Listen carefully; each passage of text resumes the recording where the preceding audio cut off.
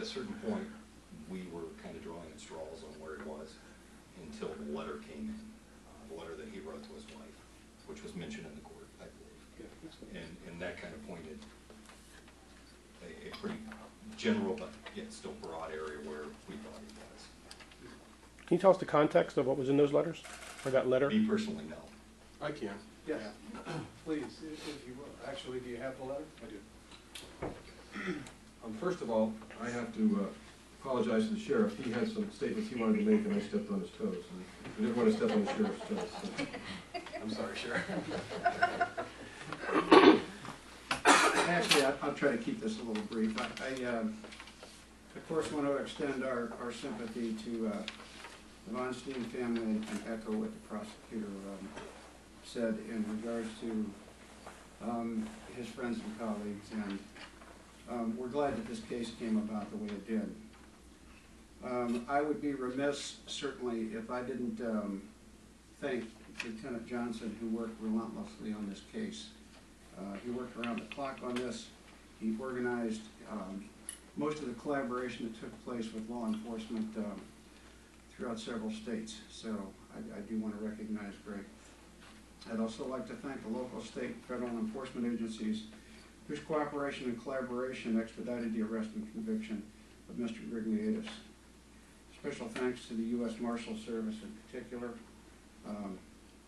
certainly to Jeff, and Pete Elliott was not able to be here today. He had another commitment. He is the Director of the Marshals. Additionally, I'd like to thank the FBI and Special Agent in Charge, Todd Wickerham from Akron, who assisted us in the case, and certainly Bureau of Criminal Investigation, who expedited some of the evidence. We'd like to thank the Duplin County Sheriff's Office in North Carolina, who assisted us. And last but not least, certainly the prosecutor's office, who worked relentlessly with us during the case and brought this to conclusion. What were the other questions? The letter. Sheriff, if I could just ask a question. We understand that he made it.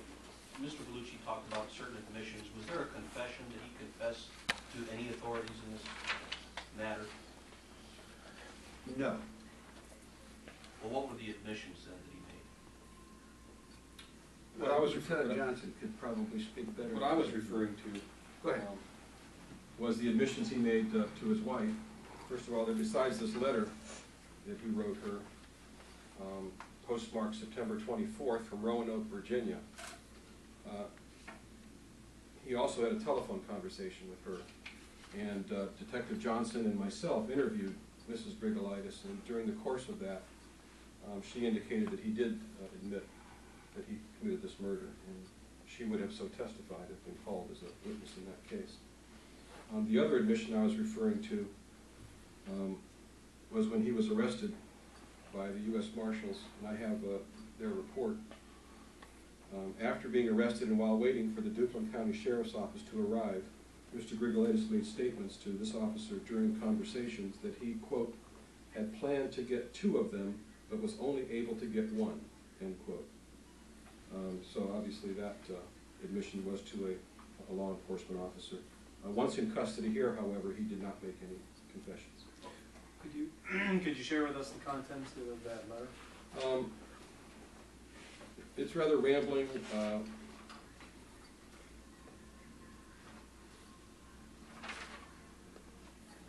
There was no legal way to get the money that was lost by dope.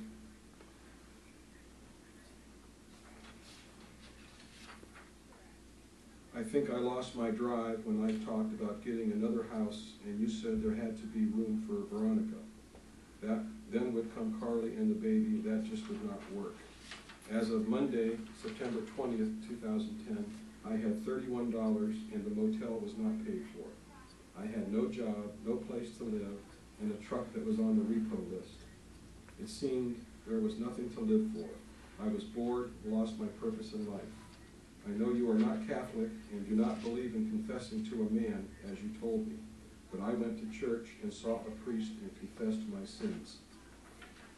Friday morning, I'm going out for my last breakfast at a buffet.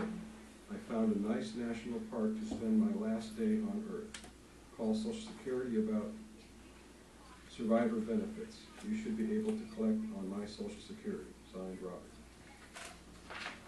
That almost sounds like a suicide note. Did he mention that he had considered suicide if you hadn't been apprehended?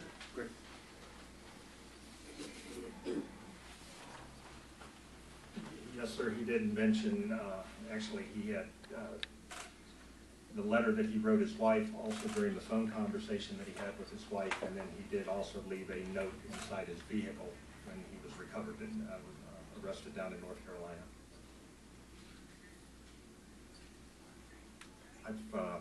I've prepared for everyone here copies. I made out a little synopsis of how the events unfolded. I could go over them for you, and then I can give you copies if you'd like. Sheriff Doug, I just have one more question. On the morning of the crime, when we initially saw you at the crime scene, detectives really didn't seem to have any leads right away. Was there a defining moment where you knew that it was murder, and you had a defining moment where you actually knew that you had a suspect as well?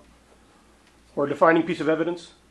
We knew at the beginning, fairly soon after we arrived at the house, that we had a homicide.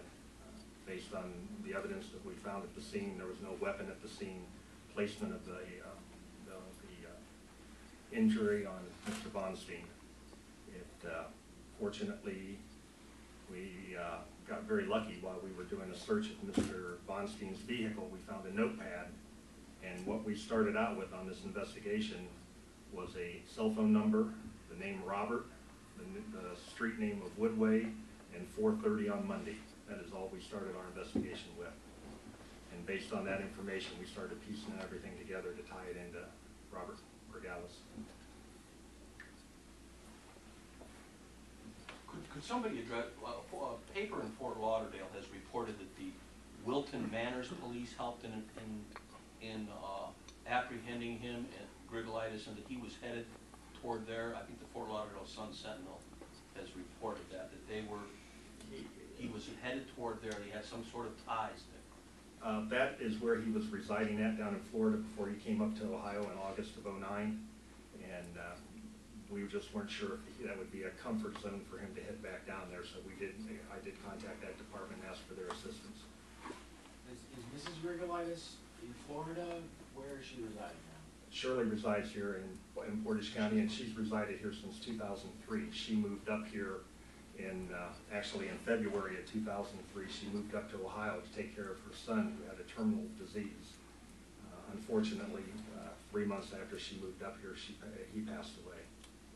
But she continued to reside up here with her daughter in the Ravenna area, Portage County. Once he wrote that letter to his wife, did she immediately inform the authorities? Or how soon after? Shirley Grigolitis has been extremely cooperative. She immediately contacted us as soon as she went to the mailbox. Actually, I would have to say she made 2 phone calls. The first phone call was to her minister because it was awfully devastating, and then we received the second call, so we were immediately notified.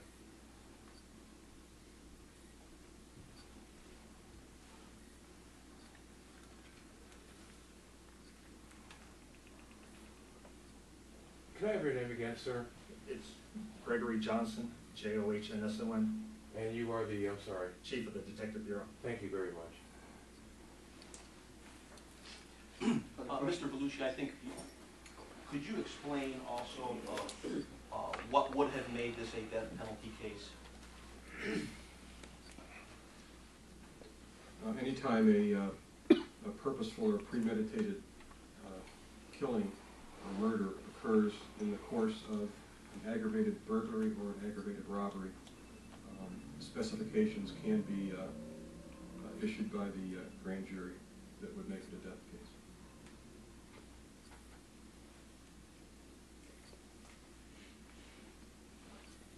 Okay, any other questions? When did you know that you had a firm plea from him? What date about the grand jury indictment was returned Monday? When did you know that he would agree to plead guilty to this? What date was that? Soon after his apprehension, he was interviewed by the public defender's office, and within 2 days after that, I met with the public defender, and we began reviewing the case.